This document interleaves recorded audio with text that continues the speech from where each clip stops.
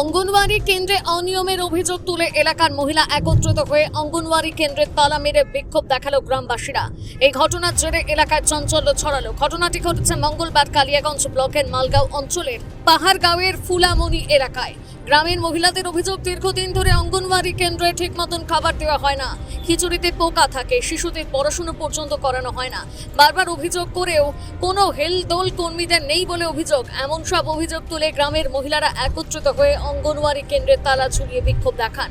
এই বিষয়ে গ্রামবাসী শ্যামতা রায় জানান, বাচ্চাদের খিচুড়ি পাচ্ছে না, আর ডিমও পাচ্ছে না ঠিক মতন, আবার খিচুড়ি আবার দিদিমণি আসে না, টাইম বেশিরভাগই বন্ধই থাকে আর আসেই না।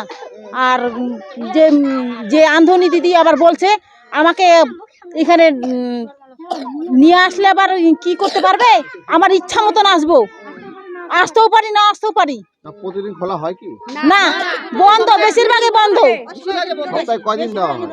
সপ্তাহে যদি বেশিরভাগই বন্ধ, 3 সপ্তাহ বন্ধ থাকলো, 3 সপ্তাহ বন্ধ থাকলো। আর বাচ্চাদের বলে দিদিমণি ধুমকি দেখাচ্ছে, বাচ্চাদের এখানে বলে পড়াশোনা করতে হবে। বাচ্চাদের আবার দিদিমণি আসে, আবার এখানে আবার একটুকু বাচ্চাদের আবার পড়াশোনা কি আর কিছু করে না, আসে আবার ডিম দিয়ে ফেলায়, আবার বেশিরভাগই বন্ধ। খিচুড়িতে আবার পোকা থাকে, আর খড়ি কি আবার আসে না, খড়ি নাই, আবার ডিম নাই, ডিম আবার সোনার মতন দাম হয়েছে। কি যে সরকার কি দিচ্ছে না, পয়সা কি দিচ্ছে না সরকারে? হ্যাঁ, না না হয় নাই, হয় নাই, আমরা বন্ধ করে রাখছি।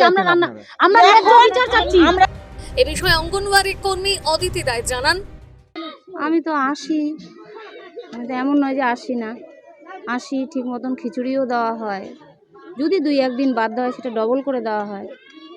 আরেকটা অভিযোগ করছে যে সবজি নিয়ে এসে ছবি তুলে দেন, কিন্তু সেই সবজি দেওয়া হয় না, খিচুড়ি নিম্নমানের, এমনটাই অভিযোগ। যেটা আমাদের সাপ্লাই আসে আমরা তো সেই হিসাবেই দিই। আজকে তালা মেরে বিক্ষোভ, আজকে ওদেরকে তো আমি বলেছি তার যে এইভাবেই তো আমাদেরকে দেওয়ার নিয়ম, তারপরেও বলছে যে না আমরা এখন সুপারভাইজারকে চাই, আমরা সব নিজে মুখে শুনবো, এটাই বলেছে। আপনার সুপারভাইজারকে খবর দিয়েছেন? হ্যাঁ, সুপারভাইজার উনি দিয়েছে, কি বলেছেন? বলেছে যে তুমি দেখো, যদি না হয় যেতে হবে। উত্তর দিনাজপুর থেকে অনুপ জয়সওয়ালের প্রতিবেদন, নিউজ টুডে।